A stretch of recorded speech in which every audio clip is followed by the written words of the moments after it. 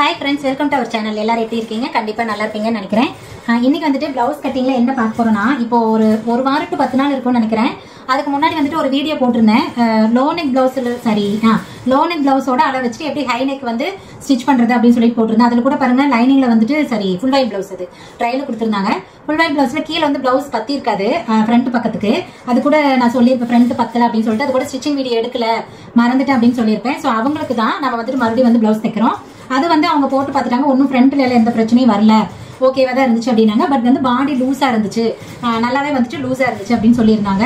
அதே மாதிரி கழுத்து வந்து இன்னுமே எனக்கு குறுகலா வேணும் அப்படின்னு கேட்டிருந்தாங்க. ஸோ இதுதான் அவங்களோட மெயின் வந்து கழுத்து இன்னுமே குறுகலா வேணும் அப்படிங்கறது அவங்களோட மெயின் நீடா இருந்துச்சு. பாடி வந்து அதுல வந்து லூஸா இருந்துச்சுன்னு சொல்லியிருந்தாங்க. அதுக்கு மெயின் ரீசன் என்னவா இருந்திருக்கும் அப்படின்னா, அவங்க பிளவுஸ்ல இருந்து எனக்கு வந்து அளவுகளை கம்மி பண்ணிக்க சொல்லியிருந்தாங்க. நான் என்ன பண்ண ஒரு 1/2 இன்ச் மட்டும்தான் கம்மி பண்ணியிருந்தேன். பட் அது அவங்களுக்கு இன்னுமே வந்துட்டு கம்மியா தேவைப்பட்டிருக்கு. அது ஒரு ரீசன், அது நமக்கு தெரியாது இல்லையா. சோ அது ஒரு ரீசன். இன்னொன்னு என்னன்னா, இது வந்து நல்ல ஒரு பிளெக்சிபிளான ஃபுல் வைல் மெட்டீரியல். மேபி அதுக்கே அது இன்னும் கொஞ்சம் லூஸ் கொடுத்துருந்துருக்கலாம். சோ அப்ப இதுதான் வந்துட்டு அந்த லூஸா போனதுக்கு உண்டான காரணம். அப்புறம் அவங்க வந்து ஒன்னும் சொல்ல, இல்லைங்க நான் அது வந்து கரெக்டா இல்லைன்னு தான் நினைக்கிறேன், நான் திரும்ப போட்டு கூட பார்க்கல, சரி பரவாயில்ல நீங்க எனக்கு அளவெடுத்து தைச்சு கொடுத்துருங்க அப்படின்னாங்க. ஏன்னா அவங்க பொண்ணுக்கு நம்ம வந்துட்டு அளவெடுத்து தான் போட் நெக் தைச்சிருந்தோம். அதுவுமே நான் போட்டிருந்தேன் அடுத்த நாள். அதாவது அந்த பிளவுஸ் போட்டு அடுத்த நாளே வந்துட்டு போட் நெக் பிளவுஸ் வந்து கட் பண்ணி ஸ்டிச் பண்றது ரெண்டுமே நான் போட்டிருந்தேன். அதனால அது வந்து அவங்களுக்கு ரொம்ப பெர்ஃபெக்டா இருந்துச்சு பொண்ணுக்கு. அதனால அவங்க வந்துட்டு சரி எனக்கும் மெஷர்மெண்ட் எடுத்து வந்து ஸ்டிச் பண்ணி கொடுங்க அப்படின்னு சொல்லியிருந்தாங்க. சோ இந்த தடவை வந்துட்டு பிளவுஸ் கொடுத்துருக்காங்க. பட் இது வந்து லைனிங் பிளவுஸ், சாரியோட பிளவுஸ் தான், காட்டன் பிளவுஸ் தான் வந்து கொடுத்துருக்காங்க. அவங்களுக்கு நான் டைரக்டா வந்துட்டு பாடியில இருந்து அளவு எடுத்திருக்கேன். சோ கட்டிங் பண்றப்போ நான் என்னென்ன அளவுகள் அப்படின்னு நான் சொல்லிடுறேன், சரிங்களா. இது வந்து ரொம்ப உங்களுக்கு யூஸ்ஃபுல்லா இருக்கு. ஏன்னா இது வந்து நார்மல் போட் நெக் கிடையாதுங்க. நல்லா க்ளோஸா, எப்படி சொல்றதுன்னா காலர் நெக் இருக்கு இல்லைங்களா, அந்த மாதிரி நல்லா க்ளோஸா இருக்கணும். முன்னாடி வந்துட்டு லோ நெக் தான், பட் பின்னாடி மட்டும் நல்லா வந்து க்ளோஸா இருக்கணும். இந்த அந்த காலத்துல எல்லாம் வீ நெக்னு சொல்லுவாங்க, அதை அப்படி வந்து வேணும் அப்படின்னு சொல்லியிருந்தாங்க. சரி பார்க்கலாம், நான் வந்து அவங்களுக்கு எப்படி அவங்க கேட்டாங்களோ அதுக்கு தகுந்த மாதிரி நான் வந்துட்டு பிளவுஸ் ஸ்டிச் பண்ணி கொடுக்குறேன். கண்டிப்பா அவங்களோட ஃபீட்பேக் என்ன அப்படிங்கறது உங்களுக்கு நான் வந்து சொல்றேன், சரிங்களா. சோ ஃபர்ஸ்ட் பாருங்க, லைனிங் கீழே வந்து மடிச்சடி போலீங்களா, அதுக்கு இந்த ஸ்கேல்ல ஒரு ஸ்கேல் எல்லாம் விட்டுக்கலாம். நான் வந்து வாய்ஸ் டைரக்டா தான் பேசுறேன், மைக் யூஸ் பண்ணல. ஏன்னா லாஸ்ட் டைம் வந்துட்டு 2-3 வீடியோல வாய்ஸ் போய் வந்தது, நீங்களும் சொல்லியிருந்தீங்க. ஸோ அதனால இப்போ வந்து பழையபடி வந்து நான் நார்மலா என்னோட வாய்ஸ்ல தான் பேசுறேன். எந்த அளவுக்கு சத்தமா பேசுறேன்னு எனக்கு தெரியல. அப்படி ஏதாவது அந்த சவுண்ட் இதா இருந்துச்சுன்னா சொல்லுங்க, சரிங்களா. பார்க்கல, இன்னுமே கொஞ்சம் சத்தமா பேசுறேன். நான் முடிஞ்ச அளவுக்கு நல்லா கத்தி தான் பேசுறேன், ஓகேங்களா. ஏன்னா ரோட்ல போறவங்களா திரும்பி பார்த்துட்டு போறாங்க, அப்படி நான் எந்த அளவுக்கு கத்துறேன்னு பாத்துக்கோங்களேன். ஓகே, இப்போ வந்து பிளவுஸோட உயரம் வந்துட்டு 14.5 இன்ச்சு. ஸோ தைக்கிறதுக்கு 1/2 இன்ச்சு சேர்த்து நம்ம 15 இன்ச்சு மார்க் பண்ணிக்கலாம். நான் வந்து தைக்கிறதுக்கும் ரெடி அளவுன்னு எல்லாம் சேர்த்து தான் மார்க் பண்றேங்க. நீங்க வேணும்னா தனித்தனியா கூட மார்க் பண்ணிக்கலாம், அது உங்களோட விருப்பம் தான். எனக்கு அது சில இடத்துல குழப்பமா இருக்கும், அதனால நான் அப்படியே தையலுக்கு சேர்த்து விட்டுருவேன். பாடி வந்துட்டு 32 இன்ச்சு. சாரி, நான் இது சொல்லலைன்னு நினைக்கிறேன். டைரக்டா பாடியில இருந்து அளவு எடுத்துருக்கேங்க. இது வந்துட்டு 32 இன்ச்சு. ஸோ 32 அப்படின்னா அது வந்து ஃபர்ஸ்ட் 2ஆ பிரிச்சுக்கணும். 16 அதுல இருந்து 2 இன்ச்சு கூட்டிக்கணும். ஏன்னா இது வந்து பியூர் காட்டன், சாரி இது வந்து லைனிங் மெட்டீரியல், அதனால வந்து நம்ம 2 இன்ச்சு கூட்டிக்கிறோம். ஸோ 16, 2, 18 இதுதான் பின்பாடி சுற்றளவு. ஸோ 18 அப்படின்னா 9 இன்ச்சு நம்ம வந்துட்டு மார்க் பண்ணிக்கணுங்க. இடுப்பு வந்துட்டு 28. ஸோ அதை அப்படியே நம்ம 4ஆ பிரிச்சுக்கணும். 7.1 வரும். ஸோ 7.1 இடுப்பு கிட்ட வந்து மார்க் பண்ணிட்டு பின்னாடி டாட் பிடிப்போம் பாத்தீங்களா, அதுக்கு 1 இன்ச்சு வந்துட்டு மார்க் பண்ணிக்கலாம். மார்க் பண்ணிட்டு இந்த 2 அளவையும் போட்டுடலாம். இப்போ இது வந்து பின்னாடி நல்லா க்ளோஸா வேணும்னு கேட்டிருக்காங்க, ரொம்ப மேலா இருக்கணும் அப்படின்னு கேட்டிருக்காங்க. சோ இவங்களுக்கு நான் 2 இன்ச்சு தான் கழுத்தோட உயரம் வைக்கிறேன். சோ 2 இன்ச்சு தைக்கிறதுக்கு 4 இன்ச்சு சேர்த்து நம்ம 2.25 இன்ச்சு மார்க் பண்ணிக்கிறோம். இது வந்து உங்களோட விருப்பம் தான், உங்களுக்கு எப்படி வேணுமோ அப்படி வச்சுக்கலாம். நான் வந்து இவங்களுக்கு இந்த மாதிரி வைக்கிறேன். சோ உயரம் வந்துட்டு 2 இன்ச்சு. கழுத்தோட அகலம் வந்துட்டு 7 இன்ச்சு. 7னா 3.5 இன்ச்சு. தைக்கிறதுக்கு 4 இன்ச்சு கம்மி பண்ணி நம்ம 3.25 இன்ச்சு இங்க வந்துட்டு மார்க் பண்ணிக்கிறோம். இதை நீங்க வந்து நோட் பண்ணிக்கோங்க. உங்களுக்கும் இந்த மாதிரி கஸ்டமர் கேட்கறாங்க, இல்ல உங்களுக்கு இந்த மாதிரி தைச்சு போட பிடிக்கும் அப்படின்னா தாராளமா இது வந்துட்டு நீங்க ட்ரை பண்ணி பார்க்கலாம். ஓகே, கழுத்து வந்துட்டு இப்ப 7 இன்ச்சு மார்க் பண்ணிட்டோம். ஷோல்டர் பாத்தீங்க அப்படின்னா 4 இன்ச்சு வைக்கிறேன். ஏன்னா இது நல்லா பின்னாடி வந்து மேலாவும் இருக்கு, ரொம்ப க்ளோஸா இருக்கும். அப்படிங்கிறப்ப கண்டிப்பா விரியவே விரியாது. சோ அப்படிங்கிறப்ப அதுக்கு தகுந்த மாதிரி ஷோல்டர் அகல வைக்கணும். அப்படி இல்லைன்னா ஷோல்டர் மேல ஏறிடும். சோ கையும் வந்துட்டு மேல ஏறிடும். அதனால நம்ம வந்து அதுக்கு தகுந்த மாதிரி ஷோல்டர் வைக்கணும். ஃபர்ஸ்ட் நான் 3 தான் வைக்கலாம்னு பண்ணியிருந்தேன். பட் ஆனா எனக்கு வந்து ரொம்ப கம்மியா ஃபீல் ஆச்சு. அது வந்து எப்படி சொல்றேன்னா, ஒரு வேளை அப்படி ஷோல்டர் மேலே ஏறிச்சுன்னா உங்களுக்கு வந்து இழுத்து பிடிக்கிற மாதிரி ஒரு கம்ஃபர்டபுளான ஃபீல் இருக்காது. ஸோ அதனால நான் 4 இன்ச்சு வைக்கிறேன். ஸோ 4 அப்படின்னா தைக்கிறதுக்கு 3/4 இன்ச்சு சேர்த்து பாருங்க, நம்ம 4.25 இன்ச்சு இங்க வந்துட்டு மார்க் பண்ணிக்கலாம்.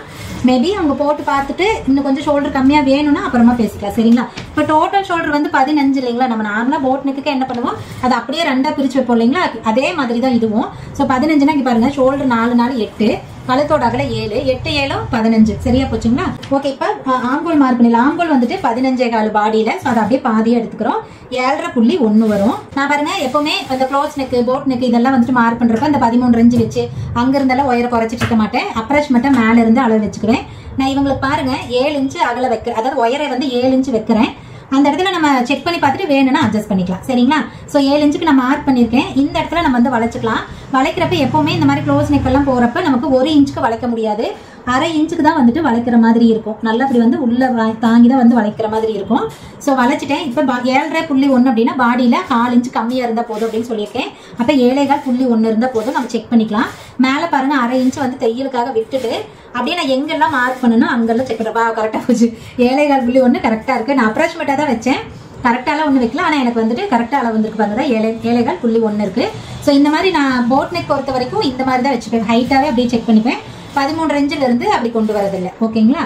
ஓகே, இப்போ இந்த ஹைட் வந்து நமக்கு 7 இன்ச்சு ஹைட்டே கரெக்டா இருக்கு. ஸோ கோட் வந்து பெருசா போட்டுக்கலாம். இப்போ வந்து ஆம்போலும் மார்க் பண்ணிட்டேங்க. இப்போ எக்ஸ்ட்ரா கிளாத் உங்களுக்கு 1 இன்ச்சோ 2 இன்ச்சோ எவ்வளவு விடுறீங்களோ அதுக்கு தகுந்த மாதிரி விட்டுக்கோங்க. நான் 2 இன்ச் அளவுக்கு அப்ராக்சிமேட்டா விட்டுருக்கேன். ஓகே, இப்போ பாருங்க எல்லா அளவுகளும் நான் வந்துட்டு மார்க் பண்ணிட்டேங்க. இதை வந்துட்டு வெட்டி எடுத்துடலாம். கழுத்து வந்துட்டு வரைஞ்சிக்கலாம். நான் கொஞ்சம் ஓரளவுக்கு வந்துட்டு டீப்பாவே வந்து வரைஞ்சிக்கலாம். ஏன்னா 2 இன்ச்சு தான், நல்லா க்ளோஸா தான் இருக்கும். பாருங்க இந்த மாதிரி டீப்பாவே வரைஞ்சிக்கிறேன். பட் இப்ப வெட்டல, அப்புறமா அண்ணா தைக்கிறப்ப வெட்டிக்கிட்டு. யாராவது உங்களுக்கு இவ்வளவு க்ளோஸா கேக்குறாங்க அப்படின்னா கண்டிப்பா இந்த மாதிரி நீங்க வந்துட்டு ட்ரை பண்ணுங்க.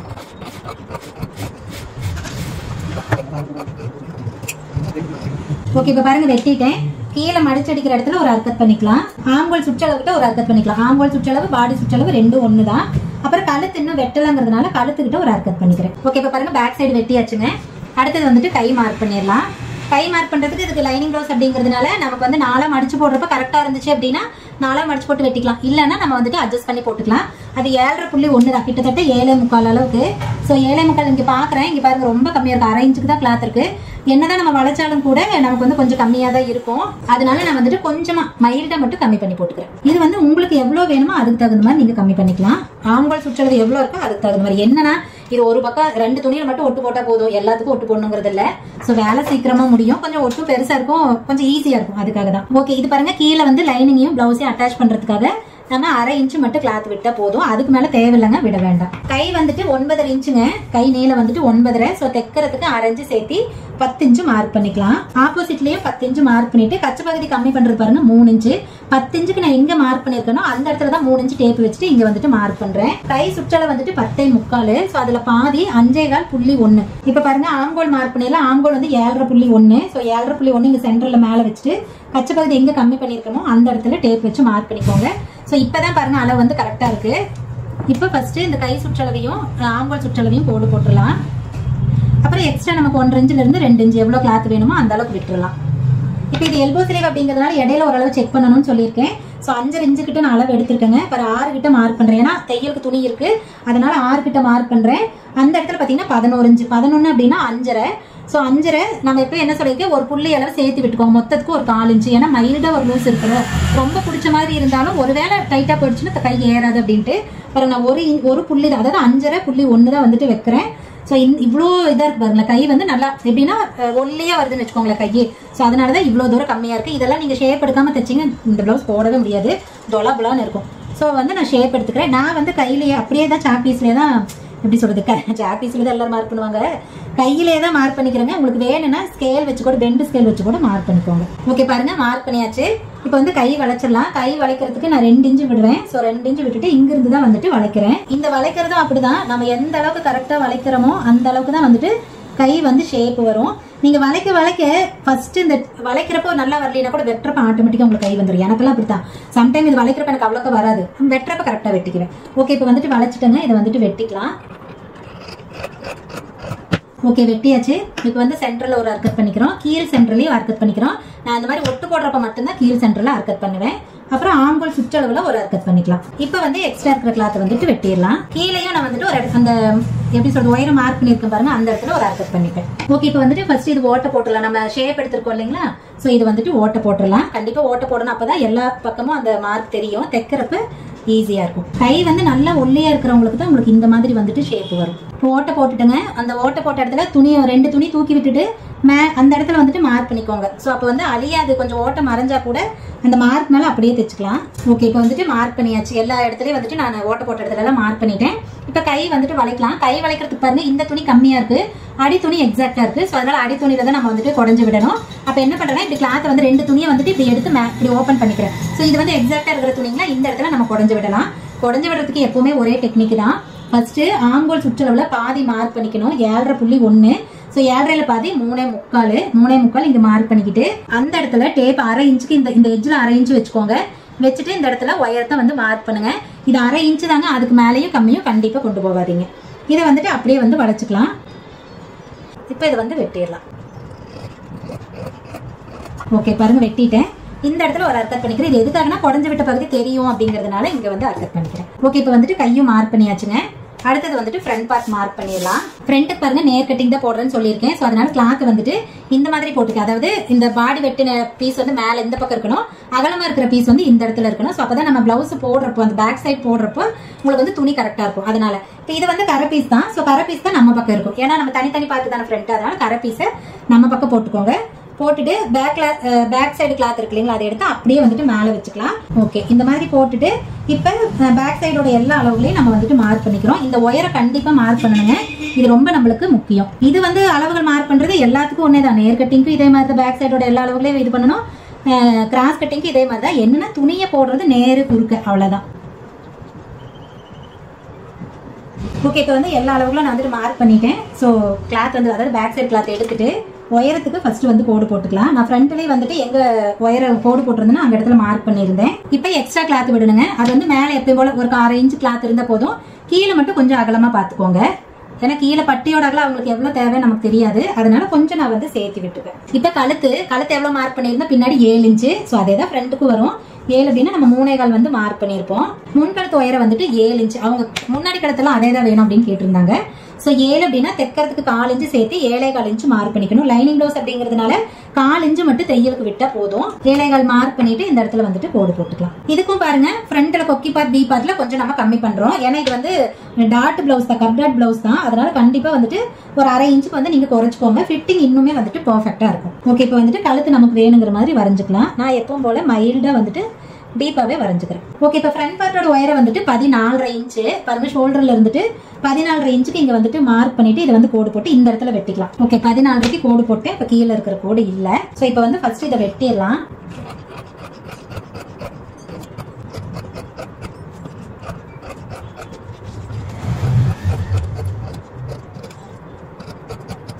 ஓகே, இப்போ வந்துட்டு வெட்டிட்டேன். இப்ப பாருங்க, இதுல மெயின் இதுல என்ன டவுட் வரும் அப்படின்னா, ஃப்ரண்ட்ல சென்டர் பாயிண்ட் எப்படி எடுக்கிறது? கண்டிப்பா வாய்ப்பே இல்லை. கரெக்டா? ஏன்னா க்ளோஸ் நெக்கு, ஷோல்டர் ரொம்ப பெருசு. இதுல எல்லாம் சென்டர் கண்டிப்பா எடுக்க முடியாது. இது வந்து நம்மளா ஓனா தான் வச்சுக்கணும். பாடிக்கு தகுந்த மாதிரி தான் இந்த சென்டர் பாயிண்ட் வச்சுக்க முடியும். ஸோ இவங்களுக்கெல்லாம் வந்துட்டு 4 வச்சாலே போதும். கண்டிப்பா வந்துட்டு கப்பு கரெக்டா இருக்கும். சரிங்களா? பாருங்க, நான் சென்டர்ல இருந்துட்டு இங்க 4 இன்ச்சு தாங்க விடுறேன். ஸோ 4 இன்ச்சு விட்டுட்டு இங்க வந்து பட்டிக்கு வந்து 2 இன்ச்சு வந்துட்டு நான் குறைச்சிக்கிறேன். ஃப்ரண்ட் பக்கம் 2 இன்ச்சும் சைட்ல வந்துட்டு 2 இன்ச்சும் வந்துட்டு குறைச்சிக்கிறேன். ஸோ அவங்களுக்கு வந்து கரெக்டா இருக்கும். 2 இன்ச்சு உங்களுக்கு குறைச்சாவே வந்து கரெக்டா இருக்கும். ஏன்னா அவங்க பாடி ஷேப் அந்த மாதிரி. ஸோ இப்போ வந்துட்டு இதை வந்து கோடு போட்டுடலாம். ஓகே, அவ்வளவுதான். பாருங்க, நேர் கட்டிங்க்கு நீங்க எப்படி ஃப்ரண்ட் பார்ட்டோட அந்த சென்டர் பாயிண்ட் வந்து எப்படி எடுக்கணும் அப்படின்னு நான் இதுல சொல்லியிருக்கேன். ஓகே, இப்போ வந்து மார்க் பண்ணிட்டு இது வந்து வெட்டிடலாம். ஓகே, ஃபுல்லாவே வந்துட்டு வெட்டியாச்சு. பிளவுஸ் மேல போட்டு வெட்டிடலாம். பாருங்க, பிளவுஸ் வந்து அகலம் ரொம்ப கம்மி தான். சாரியில வந்து வந்த பீஸ் தான்.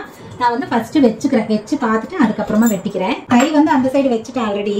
பாருங்க, இப்படி வைக்கிறப்போ நமக்கு வந்து இங்க அகலம் பத்தல, பாத்தீங்களா? அதாவது க்ளோஸ் நெக் அப்படிங்கிறதுனால நமக்கு வந்து இந்த இடத்துல துணி பத்தல.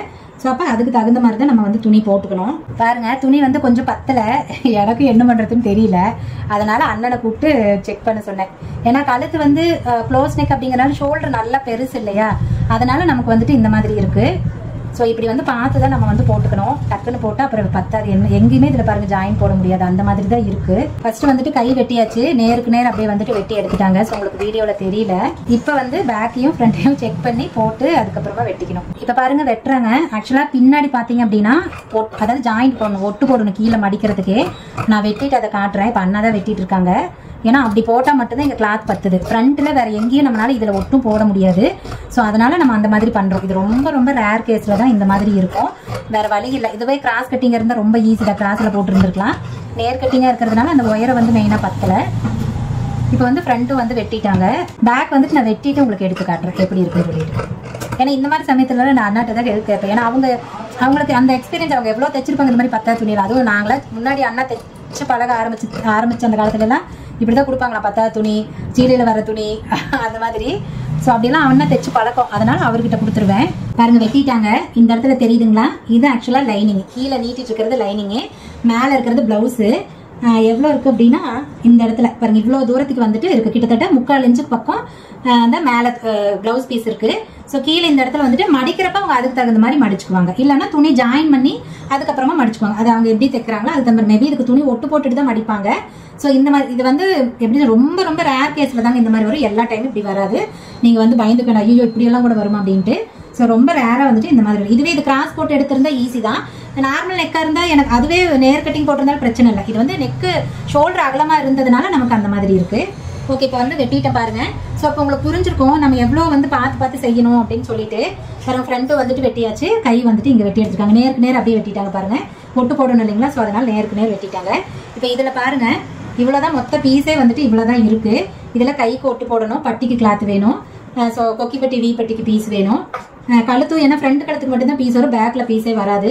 ஸோ இவ்வளோதான் துணி. இதை வச்சு தான் நம்ம வந்துட்டு எல்லாமே வந்து ரெடி பண்ணிக்கணும். ஸோ இதுக்கு வேறு வழியில் அவையில் குறை சொல்லி ஒன்றும் பண்ண முடியாது. அப்புறம் புடவையில் வந்ததே அவ்வளோதான். ஓகே, இந்த வீடியோவில் நான் க்ளோஸ் நெக் எப்படி வெட்டுறது, அதாவது போட் நெக் கிடையாது, இது க்ளோஸ் நெக். சரிங்களா, போட் நெக் அப்படிங்கிறது கழுத்து வந்து நல்லா விரிஞ்சு போட் மாதிரி நல்லா அகலமாக இருக்கும், அதுதான் வந்து போட் நெக்கு. இது வந்து க்ளோஸ் நெக். சரிங்களா, ஸோ க்ளோஸ் நெக் வந்துட்டு எப்படி மார்க் பண்ணணும், அதுக்கு கழுத்தோட அகலம் ஷோல்டரோட அகலெல்லாம் எப்படி வைக்கணும், நேர் ஃபிட்டிங்கில் இந்த ஃப்ரண்ட்டில் சென்டர் டாட் எடுக்கணும் இல்லைங்களா, அது எப்படி எடுக்கணும் அப்படின்னு நான் சொல்லியிருக்கேன். கண்டிப்பாக இது உங்களுக்கு புரியும் அப்படின்னு நான் நினைக்கிறேன். சரி, ஓகேங்க, கண்டிப்பாக இந்த வீடியோ உங்களுக்கு ரொம்ப ஹெல்ப்ஃபுல்லாக இருக்கும்னு நினைக்கிறேன். இந்த வீடியோ பிடிச்சிருந்துச்சுன்னா கண்டிப்பாக எனக்கு கமெண்ட்ல சொல்லுங்கள். அதே மாதிரி நீங்களும் இதே மாதிரி ட்ரை பண்ணி பார்த்துட்டு உங்களுக்கு எப்படி வந்து அவுட்புட் வந்திருக்கு அப்படின்னு சொல்லுங்கள். உங்களோட கஸ்டமர் யாராவது இப்படி க்ளோஸ் நெக் கேட்குறாங்க அப்படின்னா பயந்துக்காம இதே மாதிரி நீங்களும் ஸ்டிச் பண்ணி கொடுங்க. ஓகேங்க, இந்த வீடியோ பிடிச்சிருந்துச்சுன்னா வீடியோ லைக் பண்ணிட்டு அப்படியே நம்மளோட வீடியோஸ் இன்னும் நிறைய பார்க்கணும் அப்படின்னு நினைச்சீங்கன்னா சப்ஸ்கிரைப் பண்ணிக்கோங்க. சரி, ஓகேங்க, இந்த வீடியோ அவ்வளோதான். இன்னொரு வீடியோவில் பார்க்கலாங்களா. பாய்.